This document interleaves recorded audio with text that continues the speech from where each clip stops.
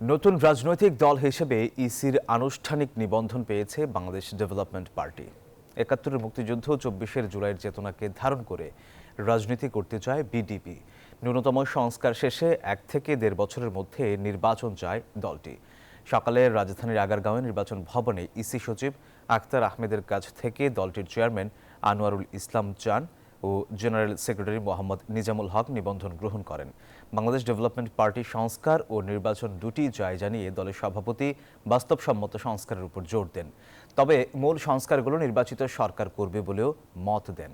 জানান ৩০০ আসনে প্রার্থী দেওয়ার প্রস্তুতি নিচ্ছে দলটি, তবে প্রয়োজনে কোনো রাজনৈতিক দলের সঙ্গে জোটেও যেতে পারে বাংলাদেশ ডেভেলপমেন্ট পার্টি। আমরা মনে করি এই নতুন বাংলাদেশ যে আজকে তৈরি হয়েছে, এখন আমাদের দলের মুখ্য বিষয় থাকবে সেই বাংলাদেশকে ধারণ করা, সেই স্পিরিটকে ধারণ করা, ১৯৭১ সনের স্বাধীনতার ঘোষণাকে ধারণ করা এবং এই ২৪শে জুলাইয়ের যে বিপ্লব, সেই বিপ্লবকে ধারণ করে বাংলাদেশের নতুন রাজনৈতিক আবহাওয়া যে তৈরি হচ্ছে তার সাথে সমন্বয় করে বাংলাদেশকে সামনে এগিয়ে নেওয়া।